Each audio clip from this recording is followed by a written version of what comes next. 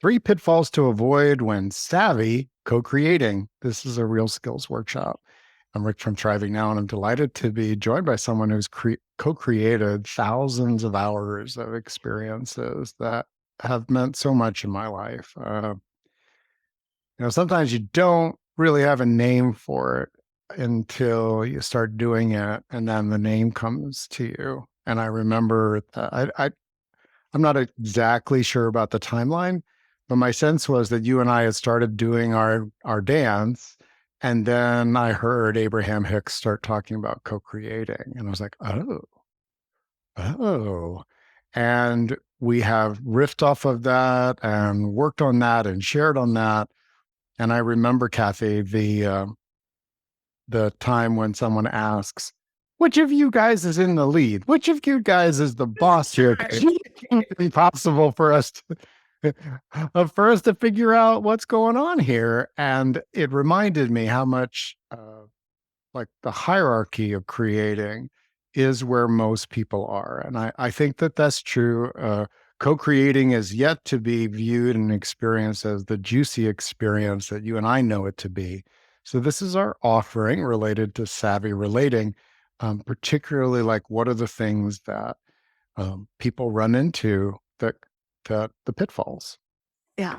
And I think I'm so glad to talk about this because you and I, we've evolved over time. Like the very first time I worked with Rick, we were doing a call on body freedom, like the Free Yourself program, and body guidance. And I had heard Rick talk about it a lot, but I had never done a program like this before. And I remember I'd showed up with legal pad, one of those long legal pads, front and back of the pages. There were 16 pages for an hour and a half call.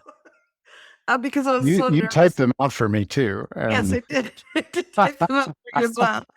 Um, and I was so nervous, but I wanted to make sure I added enough to compensate for all the joy. I feel like Rick brings so much to these calls. And we would prep for quite a while at first, and now we'll get together for about 15, 20 minutes, and 10 of that might be, how's your life going? What's going on? Because we're so in tune. But that's something we've kind of co-created together too. We co-created the co-creation in a yeah, way. Like how do we work well together? Oh, right, which is I think really core to the third point that we're the third pitfall that we're going to talk about today. This is a co-creation. If you're here live, thank you. The chat is open. We would, if you feel drawn to co-create with us, please know there's space for that. As you offer questions or your own wisdom or anything, yeah. situation, Where things are that you you feel struggling drawn. with? Yeah. Um, and if you're watching this on a replay, because this is the second day of fall in the Northern Hemisphere and you're out playing and doing your thing, please know that one of the things Kathy and I love about this technology is that you can be a active participant 3 months from now from the live time that we're doing it. It could be the dead of winter. You're sitting there with your hot cocoa and you're listening to this because co-creating has become really important to you. And an idea comes to you or a question comes to you. There are lots of ways to get that to us in the comments, in the video, in an email directly that comes to Kathy and I, support at thrivingnow.com. So with that in mind, what does co-creating feel like to you? I think that would be helpful for us to just first put that together. Yeah, I think that's really important. And different people have different ways of co-creating. I co-create with a lot of people because it's one of my joys. I feel like you and I are most peer, we're peer to peer. And there might be a someday where one of us is like, oh, I don't have a lot of energy today, and the other person takes the lead a little more, or vice versa. But in general, there's a very much wanting to be a 50-50, like meeting and blending our ideas and loving the spice that creates when we add in different thoughts, someone else's thoughts to our own. I just feel like whatever we do together is more comprehensive and more solid and more thought out than if I was just sitting here telling you what I thought, or maybe if what Rick was telling you what he thought. And there's other people I co-create with. They're, um, I guess Rick and I match each other very well, like technically in thoughtfulness and I also have my friend Monique, who I don't think she'd mind me sharing this. We work together. She is so good with the experiential stuff. She's like better than me at that, like bringing in, like, we're going to actually sit and do this activity together and experience it. And I'm much better at putting the words into like intellectual, concrete ways to describe it in bullet points versus just feeling it. So we balance each other in different ways than Rick and I balance each other. And I have another friend who brings in humor. I'm not particularly funny, I don't think. He brings in a lot of humor, but he also likes to imagine that he's top dog all the time, even though I'm kind of directing things pretty, giving a lot of direction. So I don't think there's one particular way that it looks like for everybody. I think it's what brings us joy. And I do think for people, imagine people that are attracted to Rick's calls and my calls, you're lover types. You love to create. We're lover magicians. We took an archetype class test together, and the lady's like, "Did you copy it off of each other? Because we were so similar." We're like, "No, we're in different states when we took it." Um, but the magician, the transformation, that kind of thing, like what those kind of people, I think, like to co-create often, and you get to decide what it is that you find the most joy in co-creating together, and how that blends, how that looks to you. Do you have thoughts on that? It's the type of thing that it's sometimes easier for me to define what it is not, because I've had so much experience not co-creating.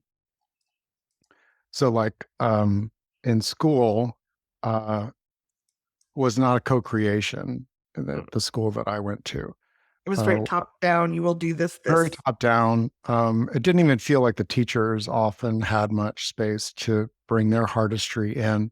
It was a job to be done with certain expectations and outcomes, and that um, I brought my intellectual skill set, which was growing, and I made it through. And if I take that negative experience, what does it say to me about co-creation? Well, if there's no room for me to bring my artistry to influence what it is that we're doing, um, then I'm really just bringing my skill to get a job done. So if I know there's an invitation and a willingness that I'm not going to have to always be fighting against, which I think is, we're going to touch on some of the pitfalls here, um, then I'm showing up as a creative force, not as a worker. I I'm a inside of each of us. If I give you a blank canvas and you get to choose, you don't even have to use the canvas. You don't have to use crayons or whatever. I don't know.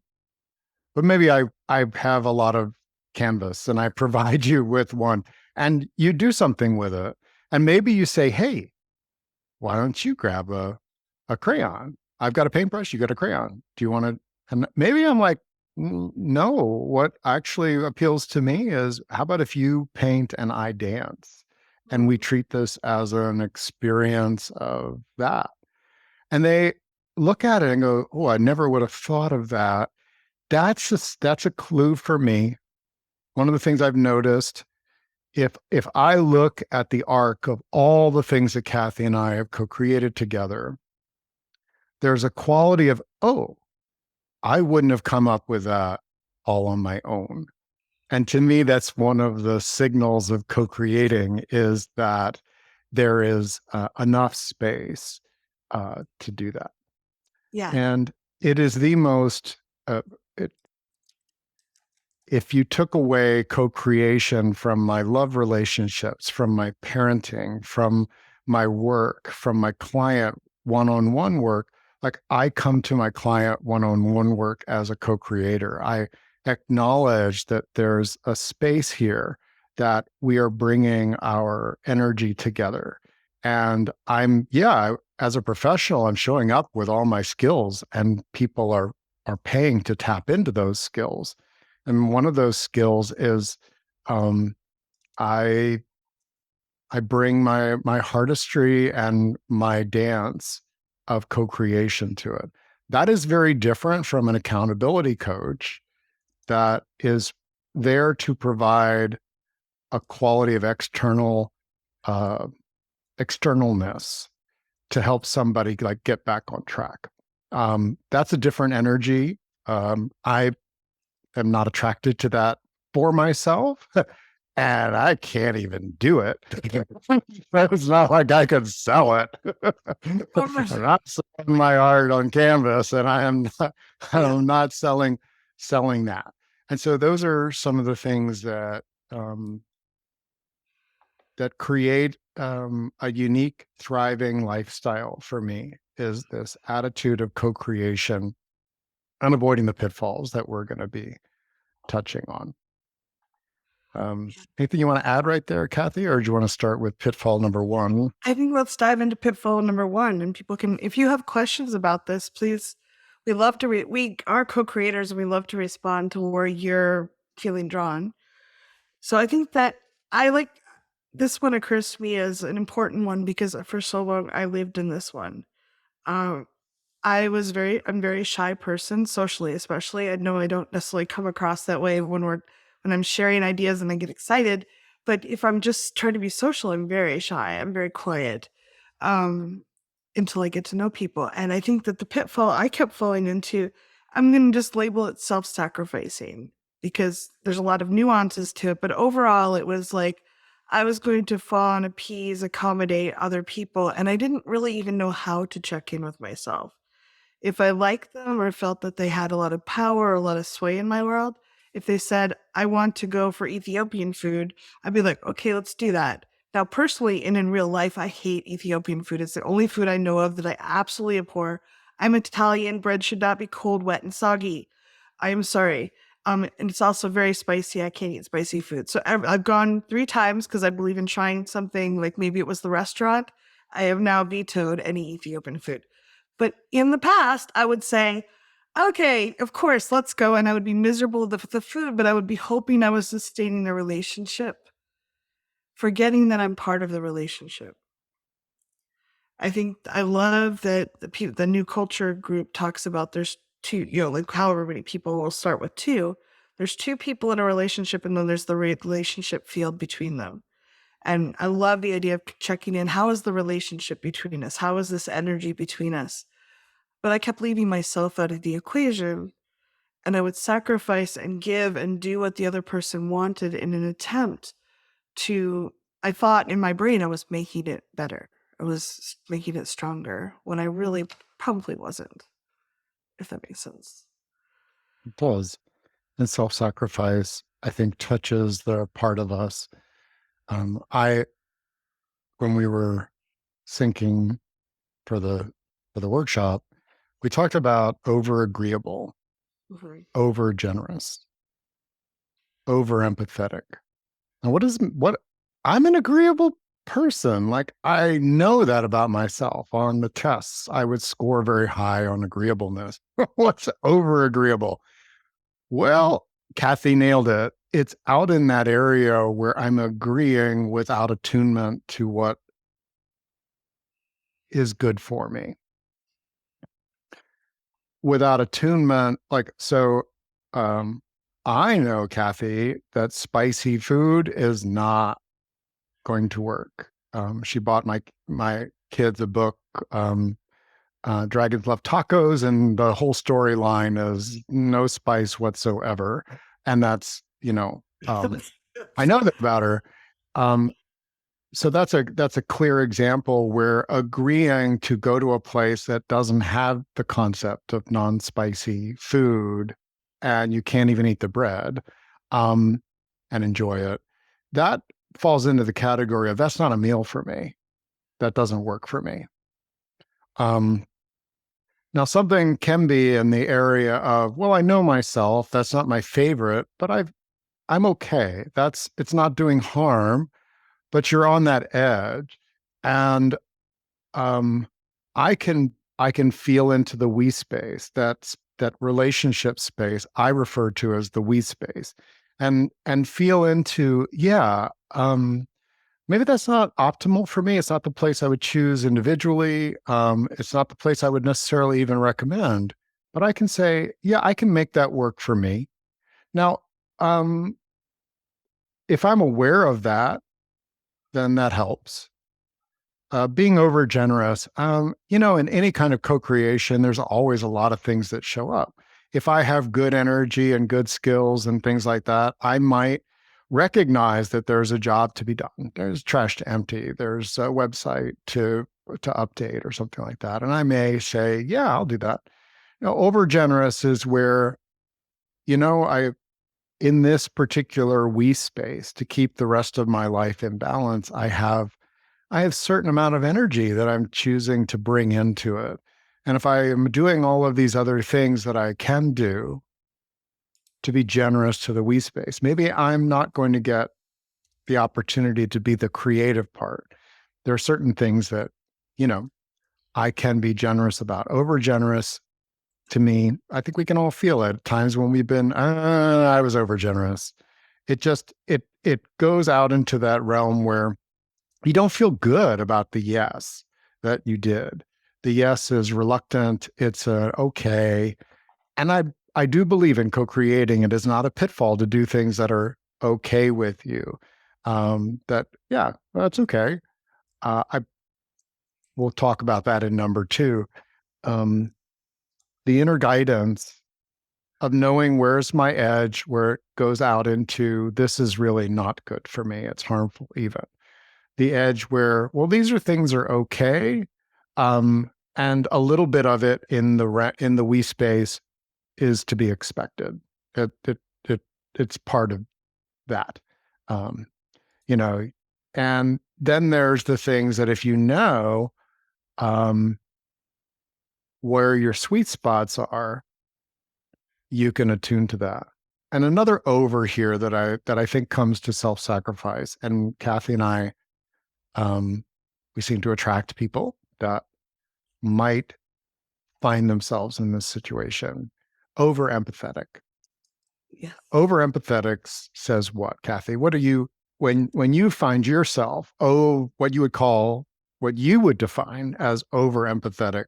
What does that like feel like? Where's the pitfall in that?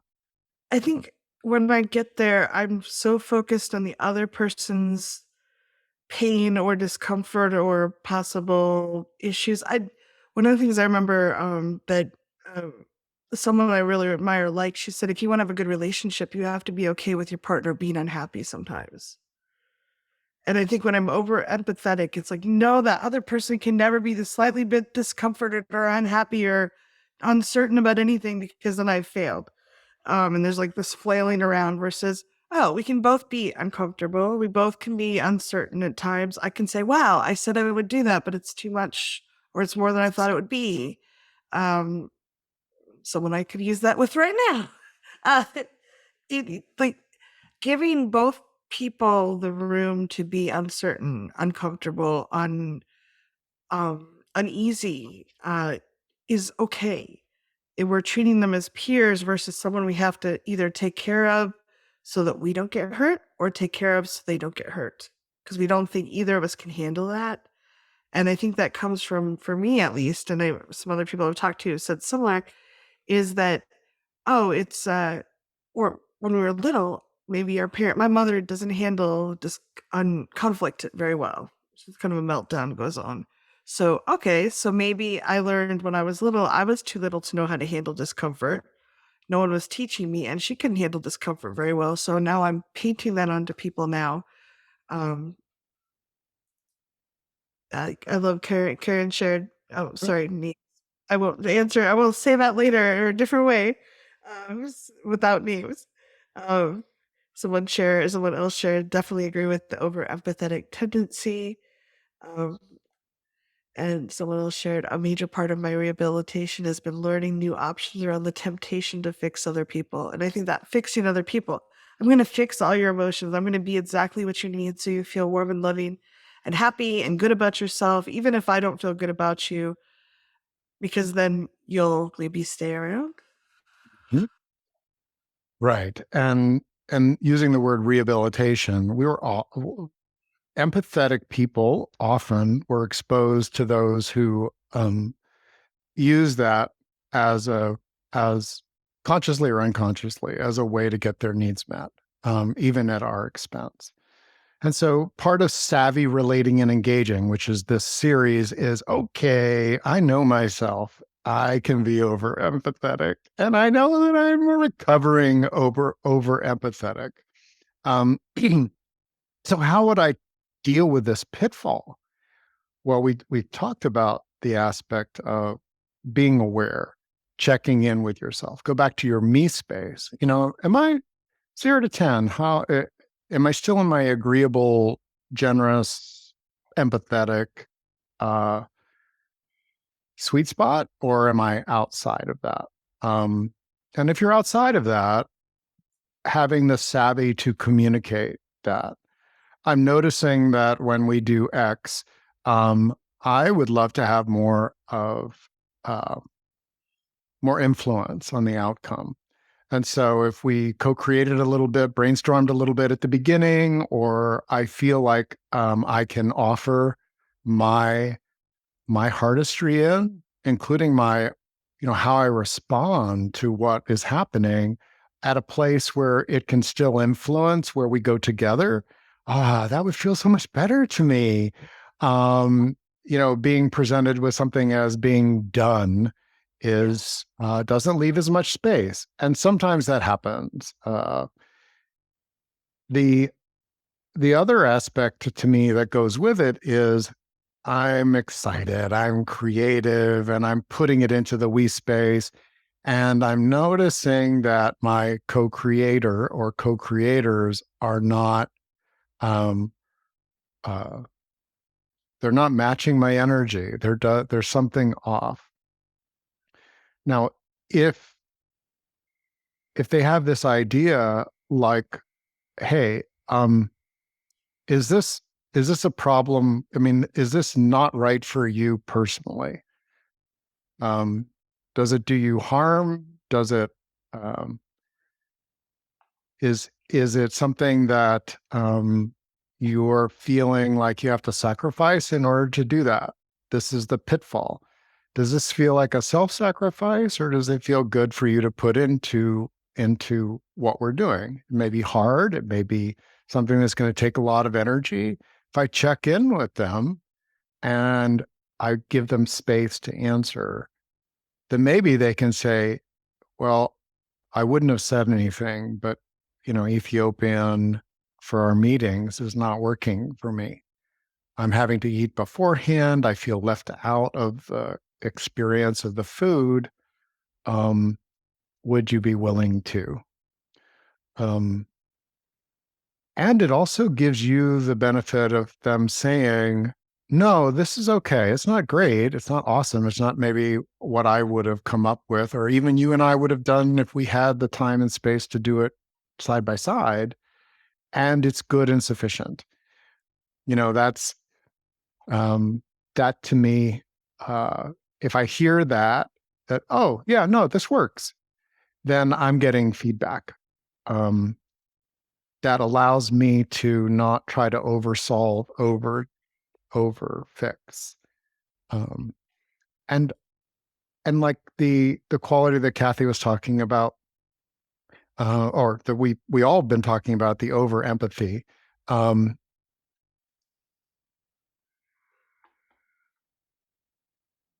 Like one of the things that life happens. So one of the things that I will sometimes share something like, I got 2 hours of sleep last night, and I didn't last night.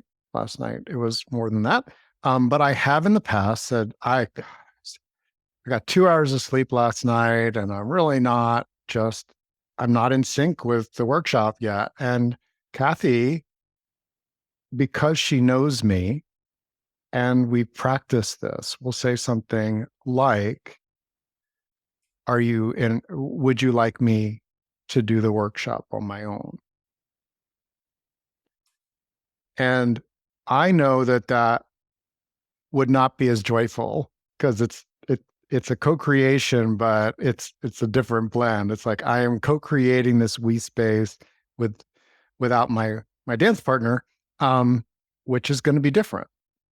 But often, because she's not assuming that that's the right answer, I feel her leave space. I feel like she could do it.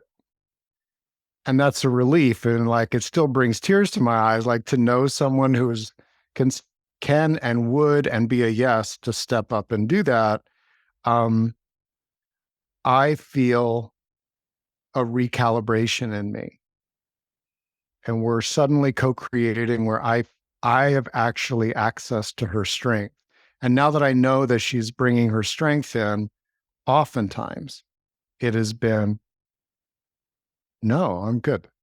Let's do this. Having that And we choice have. space. Yeah. Mhm. So this kind of communicating around empathy, it feels like this is a hard time. I, what would you need? What would you like? Is a way of savvily giving them the opportunity, sometimes to vent, sometimes to reveal. We're going to talk about that in number 3.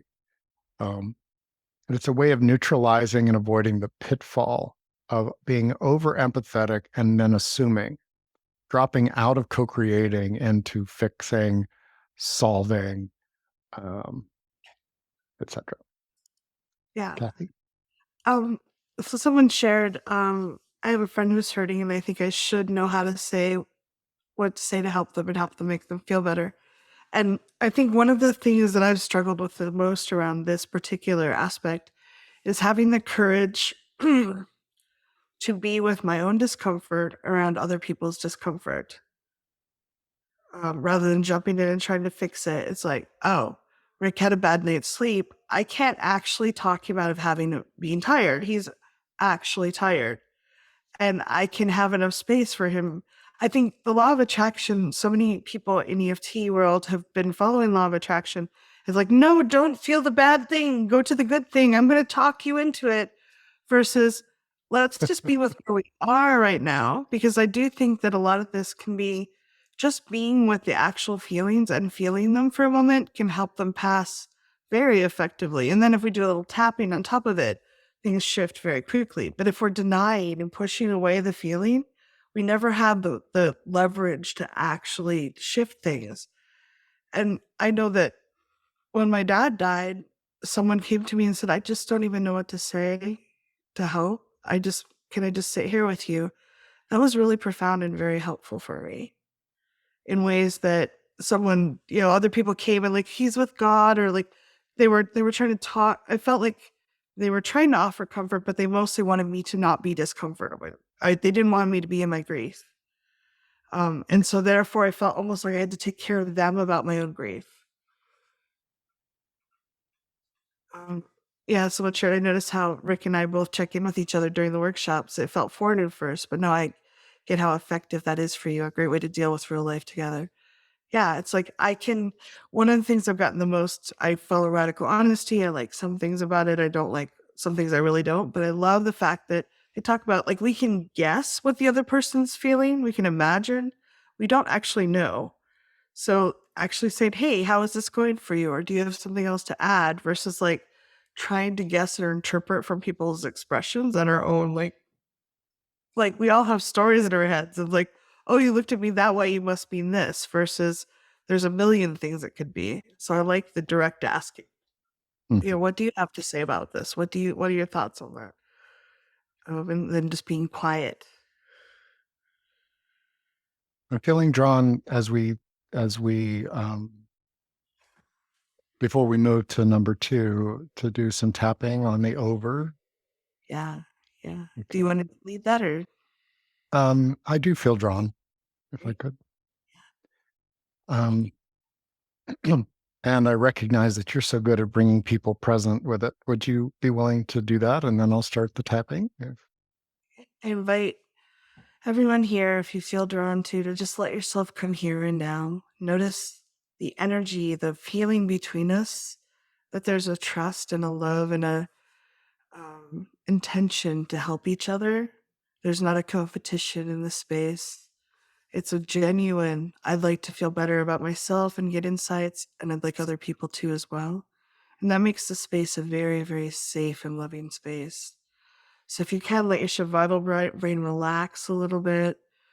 Let your body relax a little bit and just notice you're here and now. Let whatever you're noticing is all welcome here. Tears, laughter, anger, fear, it's all welcome. Just let yourself be here and now, and we'll do a little tapping. Side of the hand. Even though I love to be generous, Even though I love to be generous, I accept there is something that's called over generous. I accept that there are things that are over generous. Even though I like to be agreeable. Even though I love to be agreeable, I've noticed at times I've been over agreeable. I have noticed at times I have been over agreeable. Even though I can't help but be empathetic. Even though I can't help but be empathetic. There are times when it leads me certain places. There are times when it leads me certain places. Into the pit of into the pit of fix. Into the pit of fix. I accept myself and all of my natures. I accept myself and all of my natures. They're part of what I bring to co-creating. They're part of what I bring to co-creating. Top of the head. I want to co-create. I want to co-create. Eyebrow. It's sometimes been not so good for me.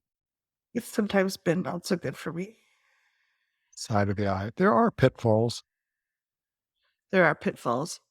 Under the eye. It requires some savvy. It requires some savvy. Under the nose. I appreciate I'm exploring that now. I appreciate we're exploring that now. Jen, I do appreciate we're exploring that now. I do appreciate that we're exploring that now. Collarbone. I want to be aware of what works for me. I want to be aware of what works for me. Under the arm. It's okay to do things that are just okay. It's okay to do things that are just okay. Top of the head. It's even okay not to always feel great. It's even okay not to always feel great. And for them to not always feel great. For them to not always feel great. Eyebrow. I might even be disappointed. I might even be disappointed. Side of the eye. And what if that's okay too? That's okay too. Yeah. Not if it's the whole we space. Not if it's the whole we space. On the nose. That would be really disappointing. That would be really disappointing. Jen. I want to be aware of my limits. Want to be aware of my limits. Hold on. To communicate them and explore them with my partners. To communicate them and explore them with my partners.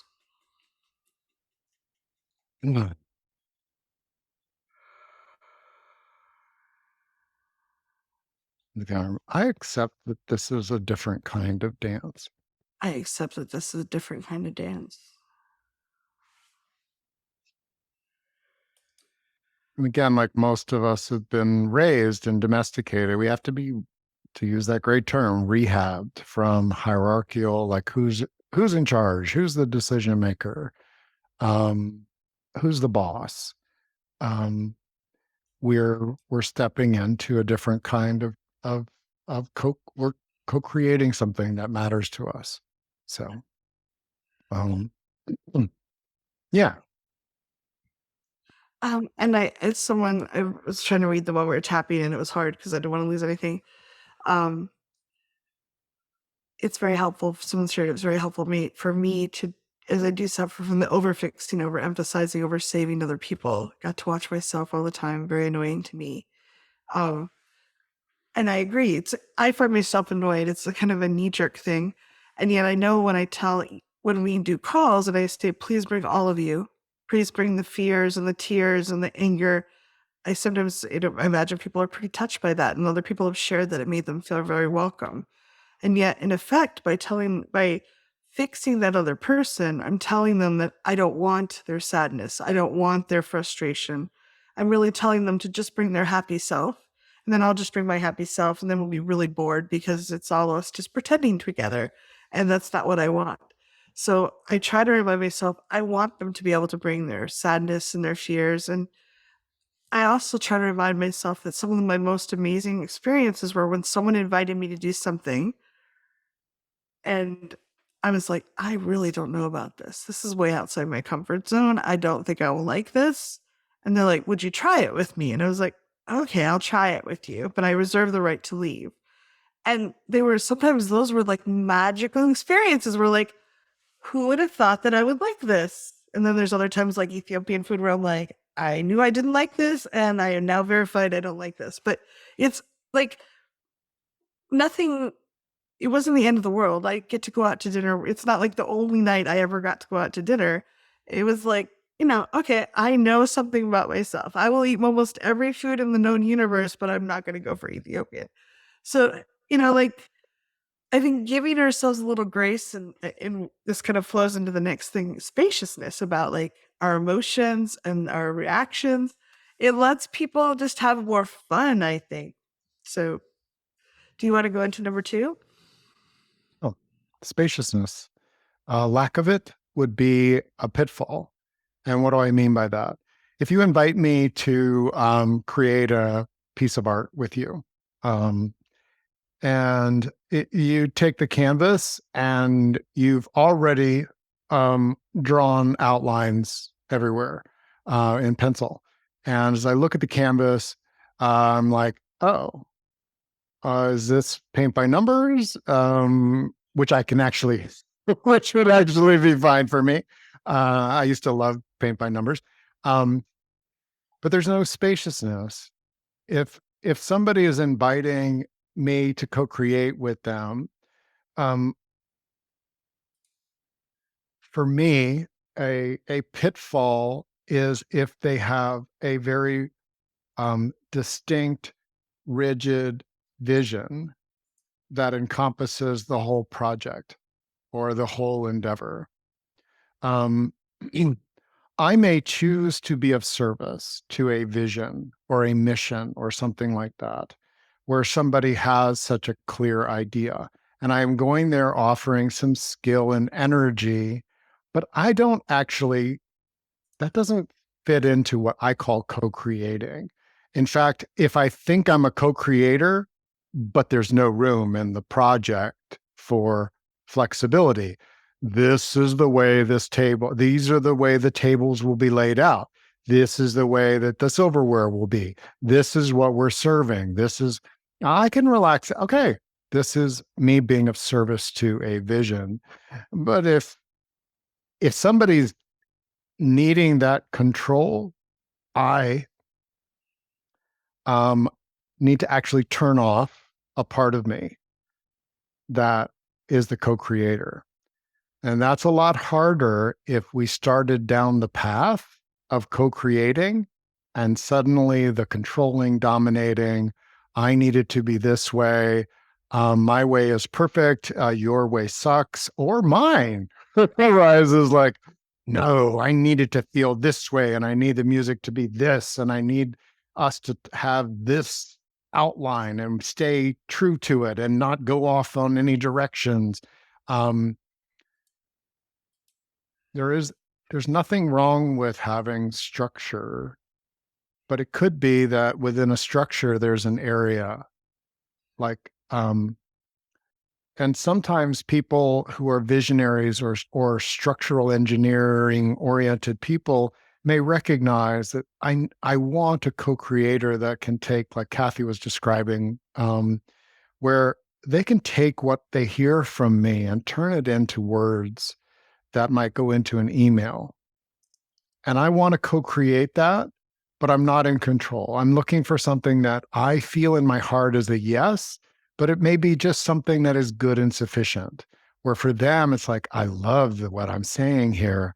Um, so that the lack of spaciousness would be an indicator to me that this is either turned into or never was a co-creation.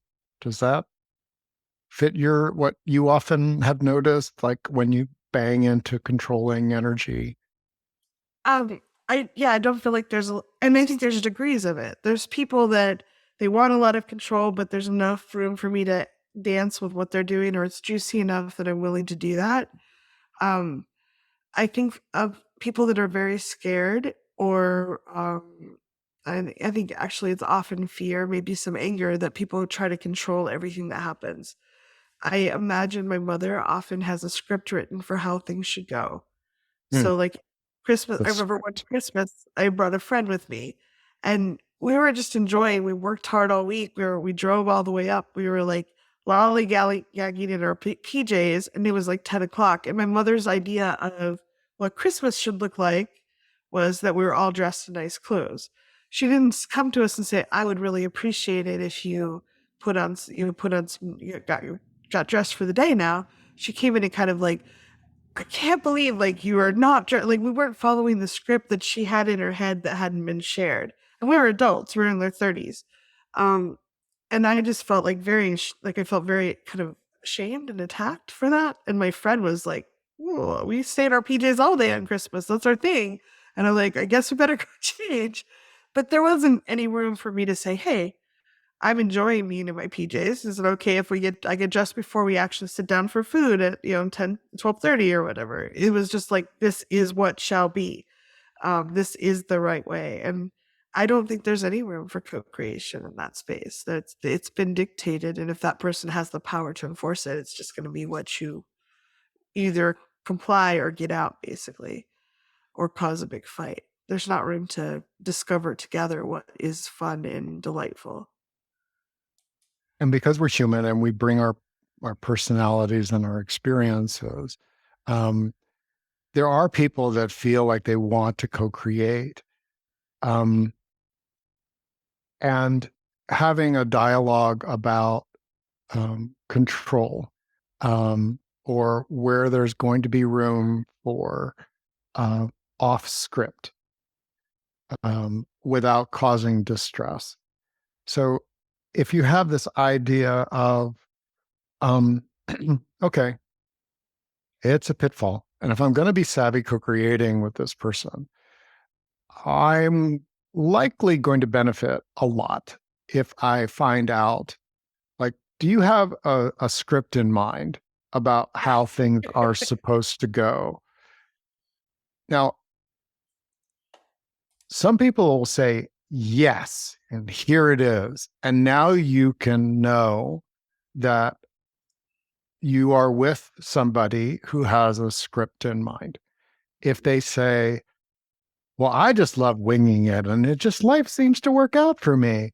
If you're a script oriented person, or you would need at least the head bullet points, that may be really uncomfortable because they may resist putting any milestones down, or um, you know, things that sync up.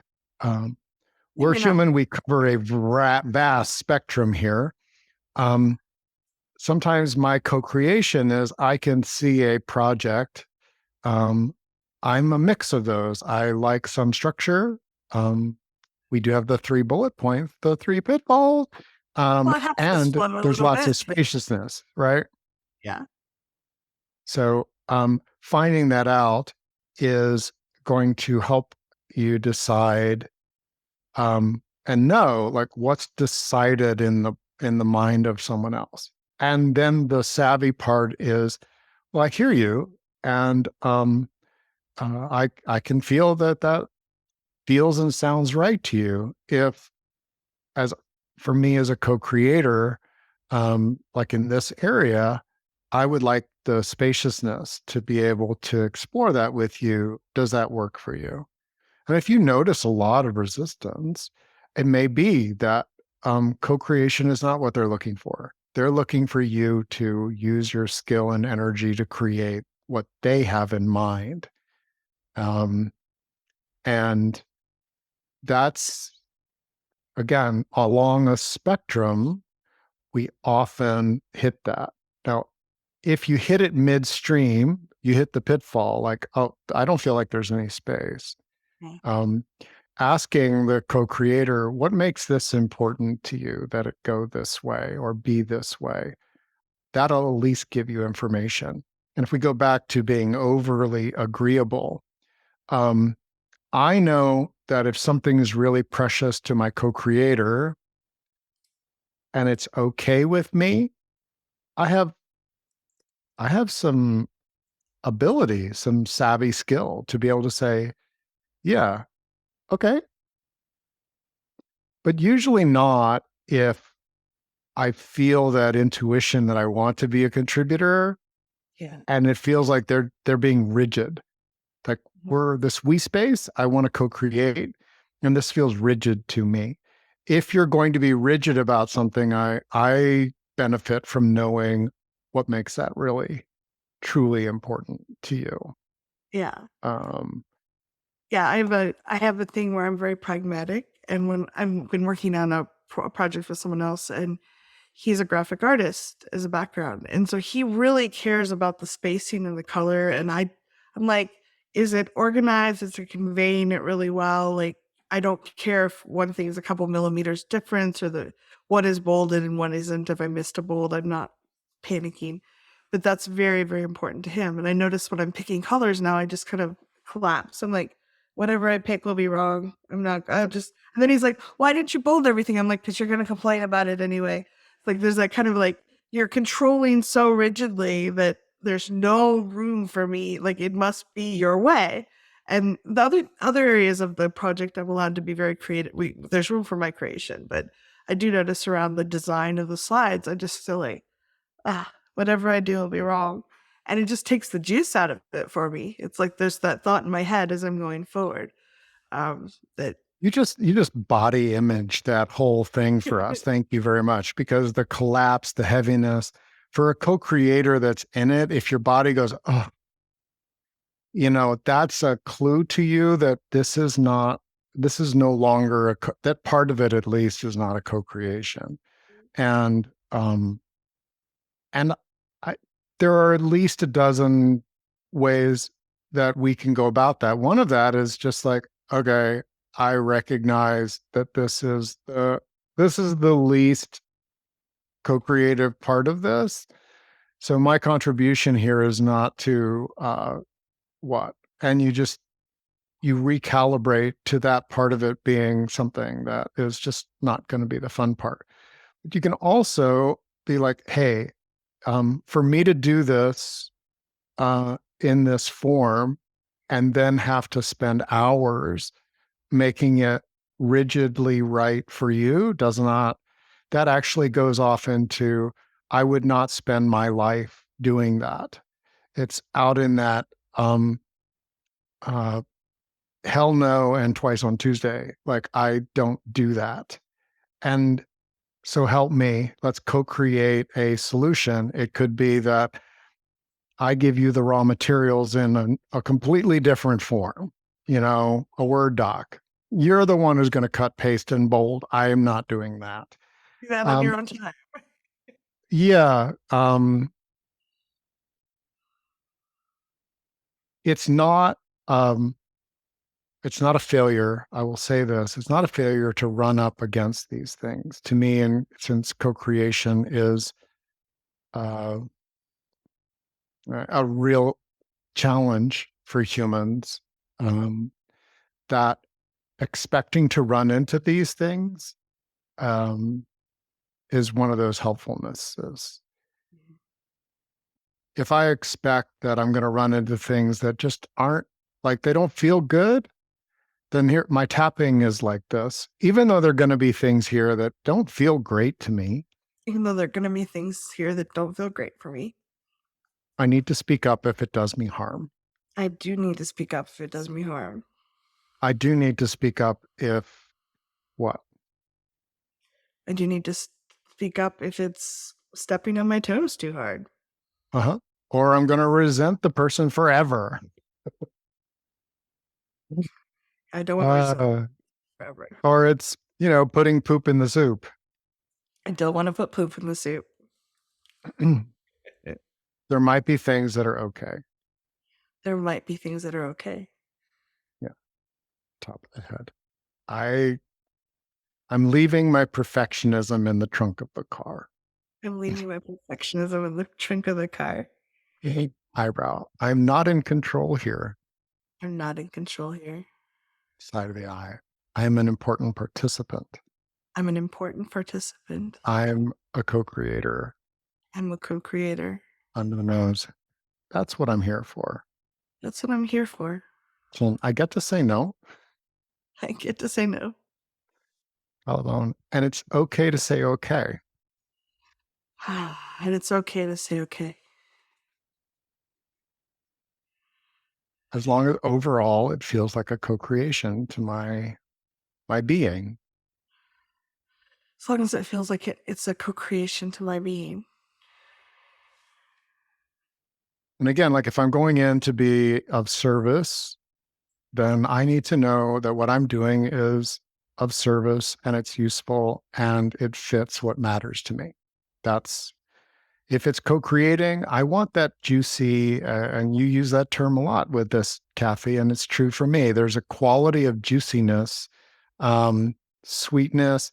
Ooh, ah, I got to you did something there that really activated me in a way that took us in a new place that I wouldn't have gotten otherwise. And the end result felt more like an interweaving of our gifts and the support of each other's gaps. And yes, and I'm the one who got to paste the Word document that was improperly formatted into the email service because that's a skill I've got that I wouldn't, you couldn't pay me to do that. I'm not for sale to do that. But in the interest of co-creating with something that's one of the things, like emptying the trash or, making sure the outhouse has some paper. We do. Yeah, sometimes it's part of the deal. And it is definitely okay to say, I don't want to do this anymore. You can now, you may choose to continue to do this. When I believe that with co-creators, it's like, I don't want to do this anymore. That's an opportunity to have an exploration. I don't want to do this anymore. It could lead to, and who's going to do it? Do we end this? Or like, who is going to do this? And there's like, I am not going to be doing this anymore. I'm unwilling to do all of it anymore. Yeah. The reason I offer these gradations is not because any one of them is preferable, but if you're savvy, it means your primitive brain isn't like, that's a boundary. Great. I love it. Thank you. You're really clear. Um, that's in the boundary setting by the primitive brain. The part that's savvy is I'm aware that there's a spectrum of answers that I could give here. I'm clear. I really don't want to do this anymore. Okay. Am I unwilling to do it anymore? Am I aware of the consequences and still am very clear? Am I probably going to do it and resent it? And if I need to continue to do this, I will resent this project or be looking for a way out. That's a communication. My primitive brain is not that savvy. It tends to be black and white. So if in our relating and co-creating, you're in black and white, that is my bonus pitfall. Black and white approaches are useful because they speak to a part of me feels like harm is being done, that this is a threat. This needs to have my primitive brain involved. I need to run. I need to fight. I need to free. I froze. That's a pitfall that if you find yourself in, a savvy way out of it is to look for what is really true for me and what are some gradations of that. Would you like to take a 7-minute break? Anything you want to? It's a great time. Great. We take a break for integration, for you to be in your yes, and also to move back into your me space for a moment. You're welcome to share in the chat during the break. And if you're watching the video, great to have you with us. And we invite you to take a break as well. So, yeah, I'll go ahead and pause the recording. Welcome back. And I'm guessing that you can tell that Kathy and I really enjoy this. And if you haven't had a chance to co-create, there's an invitation to think in terms of a smaller container, something that even just putting the term, "Hey, would you like to co-create a walk together?" What? What do you mean? Well, like we'll each offer something. We'll each bring something. We'll each have an idea. Or what would you want to offer? Um, how about a meal together? Co-create it. What does that mean to you? And it gives you an answer, an opportunity to explore what that is. Um, well, my family and I are going to be going out to dinner tonight. And with most family situations, like what are you going to eat, when, etc., there's a quality of challenge to that. Oftentimes people get decision fatigue. The executive function of our brain has limits. Guess what? If you're trying to decide for other people, that's the best way to get exhausted so fast. I know.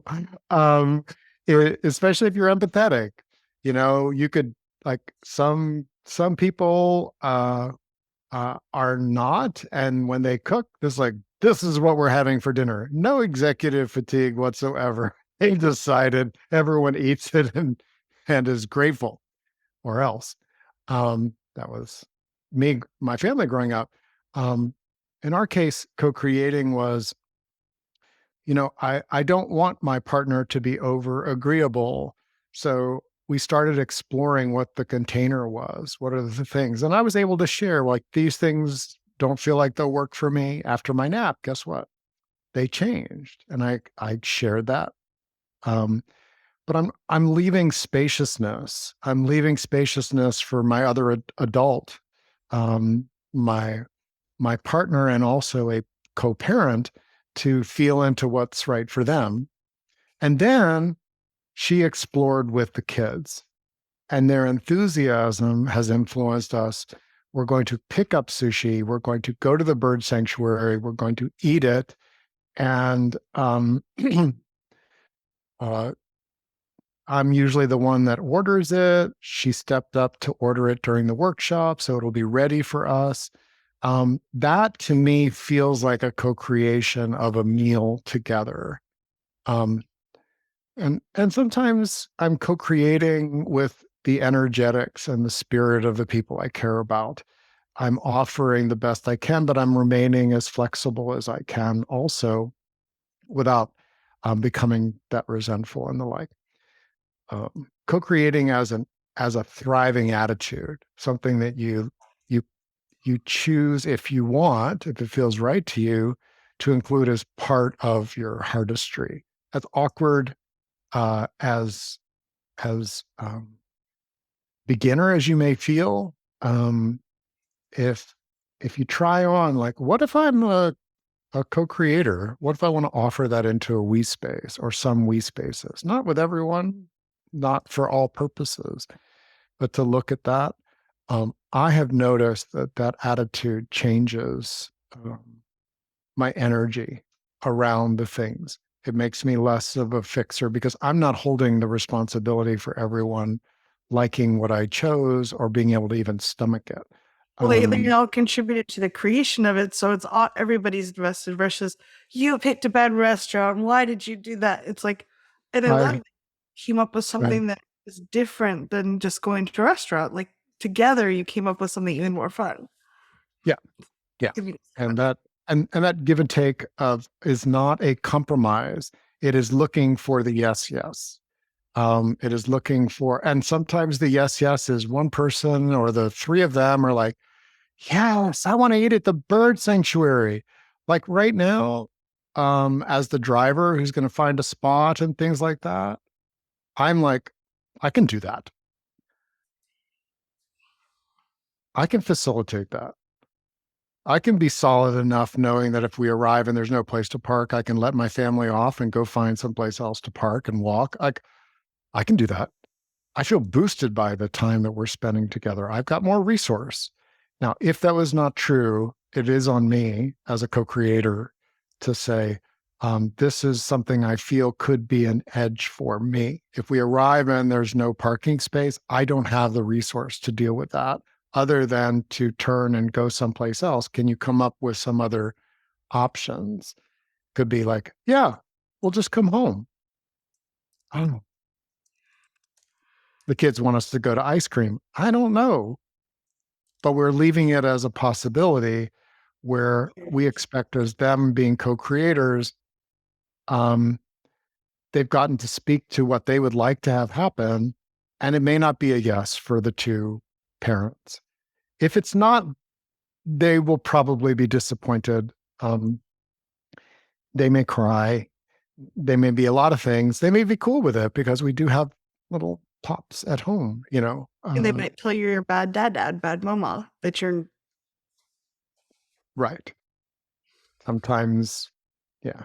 So anyway, we are on number 3, which is not sharing our weird dynamics. I just shared a weird dynamic in my family. I mean, like, wow, that feels really complicated, but it's been such a good dance. And we did it this morning about where we were going to go to walk and if we were going to go to a walk. It's not as clear as having somebody as the head of the family, like, but what does that mean? That feels very archaic to me compared to co-creating since I've been practicing that. I like the fact that you're more egalitarian and you're like, because in my family growing up, my dad had his chair. You were allowed to sit in it, but if he came in the room, you had to get up and move.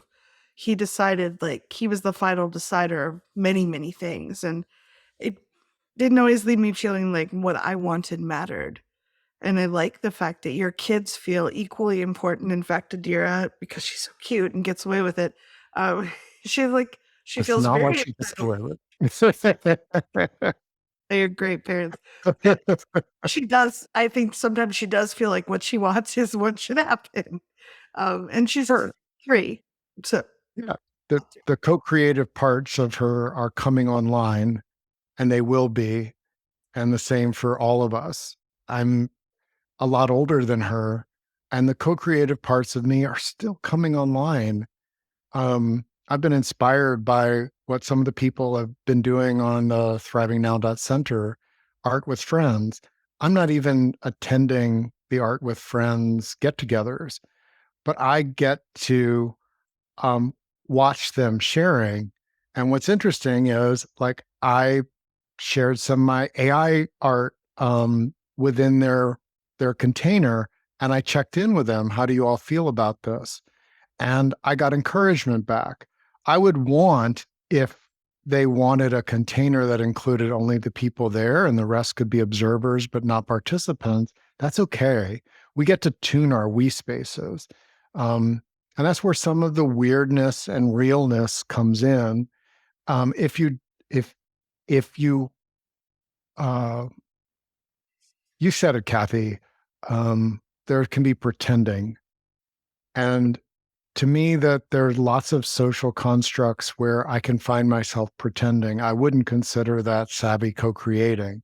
It's maybe savvy pretending, but it's pretending. And again, the pitfall is people thinking if I were to think that I can go into co-creating and get to hide my quirks, sorry, it is not not where it's going to end up. Because when we're co-creating, we're deeper and we're closer. The dance is different. And as was said in the chat, honest communication is a major action part of all 3 pitfalls. Yeah. Savvy communication and savvy communication with ourselves, savvy communication with the other people. And again, like, savvy communication doesn't mean that everyone's going to be happy with it. When I use that term, it doesn't mean that everything works out okay. It can be, we're clear that we cannot be co-creators together. Yeah. Or on certain things. Correct. Go ahead. I just think the more we can share, like I used to pretend, if I'm pretending the other person's pretending, to me, it's plastic to plastic. And that's just, there's nothing to connect to. It's just like shallow versus shallow. And it's like, and I have people that I hang out with at work that's like, oh, how was your weekend? Oh, it was fine. How are your kids? Oh, everything's good. And that's fine for just a routine, like we're passing in the hall kind of thing. But it's not what I want for real getting to know. Like, and sometimes we have to share, like, oh, that really sucked, or I didn't like how I did that, or I'm noticing I'm feeling really tense when you talk about the subject. Like sharing what is actually we're actually experiencing can be really powerful and very impactful in terms of letting people actually connect with each other and actually dance. And so this one friend that keeps dumping stuff on me, I think I need to have a conversation. Like I'm feeling really kind of taken advantage, kind of taken for granted. And I know I've helped out in a lot in the past, but I don't feel like there's any asking. There's a lot of assumption. And I have already had a conversation about I'd like to be more peer to peer versus you top dog and me directing things and actually contributing a lot and influencing it, but I'm having to pretend around his needing to be top dog. And I will have that conversation with him, but right now it's not feeling really juicy to me. And I could just keep doing it until I just got fed up and went away, or my resentment came out and kind of toxified the relationship. Or I can say, hey, this is just not, this doesn't feel delightful to me. I'd really like this and this and this. I'm noticing when you use that tone or that energy, or you just kind of tell me what to do, I don't like that. It makes me mad. So I can tell, if I can tell him that, or in some approximation of that, there's room for him to stop, perhaps, and adjust. Or maybe he won't adjust, and I have to decide if I want to keep dancing with that. So I do think the more we can share who we are authentically. I do think that a lot of times humans are afraid of being authentically close to each other. And we will sometimes generously give to try to mask out any feelings and also to avoid our own feelings. Or we'll try to control too much to try to avoid our own feelings or prevent the other person from feeling something we don't want to have. Versus, can we be right here, right now, and like just take a breath and notice. I'm noticing my butt's a little sore because I didn't get up during our break, and I'm a little frustrated because I planned to take the trash out and I got distracted. But I'm really enjoying the flow, and I'm so delighted that I get to buy Rick and the family dinner tonight. Like, there's a lot. I don't have to share everything because it would be really boring after a while, but like we can share. Like, I'm noticing when you smile at me, I feel so happy. And I'm noticing that sometimes when you concentrate, you furrow your brow and get kind of your shoulders kind of hunch when it's hard. And I make it mean that I'm not doing a good job, that I should be cheering you up versus maybe that's how you concentrate.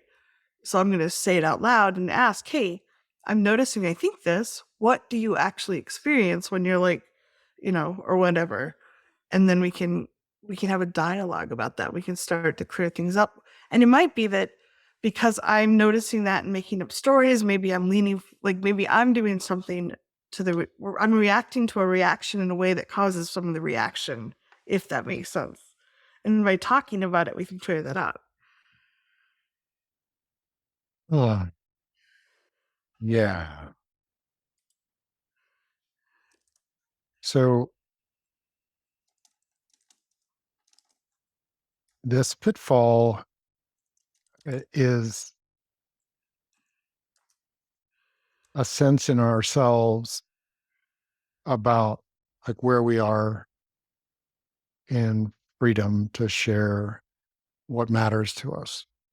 We did a lot of work together as a community on Be What Matters. And whether I speak it or not, if I'm about to enter a co-creation or I'm in a co-creation and I don't feel like I can share what matters to me here, what brings me to the co-creating. Mhm. I don't know. All I know is the resistance. I don't know whether the resistance is fear. It could be an instinctual awareness about safety. It could be what I have resilience for. Could be the way that the person has interacted with me in the past. Says they might be dismissive. We can co-create with people that we we don't necessarily share everything with, or that we might realize. Um, so this is that the savvy part to me, and I may be utterly wrong, but when people talk about honest communication, Mhm. um, I have noticed, for example, that I may have something that if I tune into it, I know that there's something off um, from where I would like it to be. I want to be able to communicate that to me. For example, um, there are situations that feel just very business-like that are not very appreciative. I've been in situations like that. It's been a while, but as I put myself into that situation, um, I can be aware that I am not getting appreciation from a person or a process, even though I'm actually co-creating. If I'm honest about that with myself, I'm like, oh, I'm not feeling appreciated. If I can tell another person, if I've cultivated a relationship with anyone where I could share with Kathy, hey, in this situation, I'm just not feeling appreciated right now. And she can hear that. And maybe she's tracking me because we're co-creators. She's tracking me and say, well, I appreciate that you're doing this work in the world. I know how much it matters to you. I may not get appreciation from them, but if there's someone who knows my heart and can reflect their their knowing of me, I may not need to speak up to that group. Like, I feel unappreciated, or would you be willing to appreciate me for the all the work I put in over the weekend? I want to be free and have done that. And I have. I've asked for appreciation from my family. I've asked it from friends. I've asked it from clients. I've set up ways that I can be appreciated. Um, but there are situations where the honest truth is that my sensors are not saying this is useful or good for me or good for the we space, or there's not space in the we space. The spaciousness when it comes, my mind is welcome, but some of my emotions may not be. My technical skill is celebrated, but not the man and what matters to me. Um, I have still been able to co-create with that as long as I get to share more of my weird dynamics with at least someone and myself. So there's that gradient. And truly, one of the reasons you see me show up and Kathy show up in my world over and over and over again For for a 16 lot, years. right? With every intention of that continuing, is that she knows what I'm emotionally allergic to, right? Like, she knows in my emotional world what would be like, oh, it would be really, really hard and dysregulating for Rick if I attacked him as a person, if I called him names, or Can't imagine doing that, but okay. if I dysregulate and like, you're ruining my life, I that would be really, I'm allergic to it. It doesn't mean it's going to kill me, but I'm allergic to it. Being personally attacked. I hold we spaces where personal attacks, sorry, if you share your art on the center, if somebody comes in and ridicules it, they are going to be frozen and talked to and maybe eliminated, because that's my we space. And part of the reason I co-create that with people who are sharing their art is that we have this sense that safety and respect and a quality of celebration of our expression of vulnerability is good. It's right. It's juicy. And even if there are only three of us that do it, it still matters. um, you know, if that makes sense. And I'm Yeah. weird that way. I'm weird that way. No, and I love that we get to share back and forth. I think someone asked, one thing first someone said it takes a lot of courage to ask for appreciation. And I think Rick does model that really as a gentle courage of asking for that. And I've actually started to ask people like, hey, I'm feeling a little down today. Would you tell me something you appreciate about me? Or there's a game that Reed Mahalko, I think it's from Landmark, but he shares it a lot. Is like, would you like to play the appreciation game with me? And the person says, sure, if they want to. And then you say, I'd like to be appreciated for this specifically. And they just repeat the words back with heartfelt energy. And it feels sometimes really, really lovely. And someone else shared, find a lot of people think honest communication means saying anything you want, any way you want. And then they'll say, I'm sorry I hurt your feelings, but it was just being honest. It's very relevant to this conversation because if you notice when I'm talking about being honest, I'm sharing what I feel. So I can share what I think, what I notice or experience in the world, or what I feel. And I can imagine about other people. So I imagine the way that Rick is looking at me right now, he's quite attentive and paying attention. I don't actually know. He could be thinking about what kind of sushi he's going to order, like, or whether they get ice cream or not. We don't know. We can make an educated guess knowing the person. I know he's usually very attentive on these calls, so I imagine he's actually paying attention. But when we tell other people about themselves, we really shut down the dialogue. So I used to do this a lot. Oh, you look so tired. Oh, as opposed to, oh, I noticed that there's your eyes are a little bit puffy and there's a little bit of darkness. I'm imagining you feel tired. You want to share about that. It might be something else and different. We can share about something we notice about them. Specifically, I notice Rick is wearing a maroon shirt and I think that looks very good on him. That's my judgment. So separating truth from judgment is very, very important. And I think very few people do this. So my judgment is that, I like the orchids are pretty. I judge they look pretty. Other people may not like them. So separating what is true, I notice Rick is wearing a maroon shirt. We've all kind of agreed on that frequency of color is maroon, is a collective society. I can say that. I notice he's wearing that and I judge it looks good on him or I imagine that he's paying attention to this conversation. Separating what we actually know is true versus our judgment of the thing is very powerful. And I think too many people take the judgment of like, oh, I'm going to be honest and say that shirt looks horrible on you. And I'm just using an example because I actually like that shirt on him. What, and you didn't, I spew my thoughts on that other person as a truth versus, wow, my head's making up a lot of stories about these things. And I can share those stories, but I acknowledge their stories. So just like I'm making up a story that Rick is being very attentive because of the way he's holding his face and the way he's like closed his eyes. That's my story. And he gets to fill in. Then there's spaciousness for him to be who he is versus him following my story or judgment. Does that make sense? Mm-hmm. So I think that's a really good question. I think it's very important. Too many people use being honest as a way to bludgeon other people with their judgments versus I am going to share what I'm going to share the things that are hard for me to share, the vulnerable things about myself. I'm noticing I feel a little insecure right now because I'm worried that I went into this topic too long or whatever.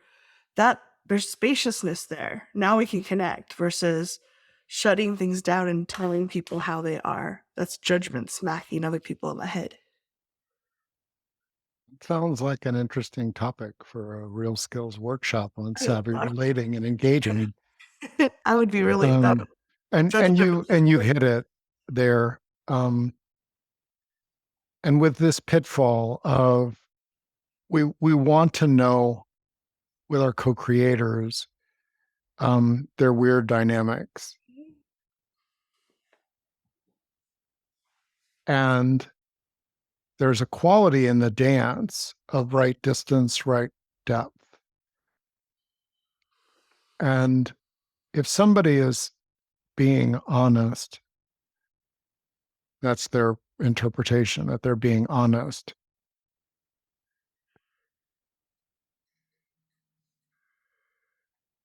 I want to be weird enough to take a step back and say, are they in reaction? Are they like, does this feel more like a judgment and a criticism because they'd like me or the world to be different? Or is it, um, are they sharing what I need to know about them and how we're relating in order to dance well together? I hate your perfume. It makes me want to vomit. I'm sorry I hurt your feelings. Um, well, if I'm dancing with somebody, I do want to know that they have a visceral disgust at the perfume I wear. Now, it may be that I stop wearing perfume because I want to dance with this person. Thank you for giving me the information that I need to navigate. I will keep further distance from you. This scent is right for me. Or I hear you, and when we're around, I will seek not to wear that. Um, it's actually an essential oil of lavender, which I find very calming. It helps my, it's disgusting. Do you hear what I Like, say? Like we get into a dynamic of disgusting and, versus not disgusting. And if I can and share, we've, yes. And just to be aware of the spaciousness, you know, we want to be true to our time. yeah. So one of the things I've noticed as I've gotten older, gotten more and more sensitive to strong scents, and versus like sometimes I just think they're so overpowering. They hurt. They like I don't like the smell, but I've You taken to literally share. hurt me. Yeah, like my eyes are literally like my eyes are burning and watering when I get close to you. My lungs feel like they're tightening up. I'm having a reaction to your like it's a physical thing, something someone could actually look and see. I'm having a reaction to your scent. Could you not wear something that's could you not wear scent around me? I really want to be comfortable and relaxed with you. It's a request mixed with a sharing, but it's when we're sharing the details, disgust feels like judgment versus my eyes are watering, my nose is clogging up, my lungs feel like I'm having trouble breathing, and I know that I'm very sensitive to scents. This one seems to bother me. Could you not wear it? It gives a little bit less reaction, I think, than disgusting, if that makes sense. And maybe Right. it's just like And we still may get the information, um, that the person feels like that sharing is controlling and you're trying to limit them and the like. People can have reactions to even that savvy kind of sharing. Kathy and I want to stand and practice and be with the dance of seeking out imperfectly savvy ways of being with each other. I appreciate that, knowing that Kathy has practiced, that if there's something that really is a challenge for us, or even a little challenge for us, she's consistently shown up with exactly that kind of attitude. This is what happens inside of me. Are you open to adapting? Are you able to adapt? Um, and opening up a dialogue. Now, some people are not co-creators. They're fighting for energy and control, and their idea of freedom is as much me space. I want my me space to take up everything, so there's not much spaciousness for we. And that's okay. We're not going to change all of humanity at once. But as we share these concepts of co-creating and a we space, and can we create a little more spaciousness for what each of us want to bring? In fact, I really want to hear from you and share with you what I want to bring, what matters to me in this co-creating. When we do that, it doesn't mean there won't be disagreements or hurt feelings or things that we have to tap on. It does mean to me that we have an opportunity to get to know someone's deeper being because we're setting the tone of, hey, we're in this we space, we're cultivating it. And wow, I love the flowers you brought. Do you like the sofa that I brought? How about this music? How about this art? How about this artistry? Thank you for being a part of our community. It matters to us to have co-creators that are interested in this too. It's very exciting. I love the questions and the shares. Thank you all. We hope this helps you be a little more authentic in your creating and having savvy fun creating with other people. So thanks so much.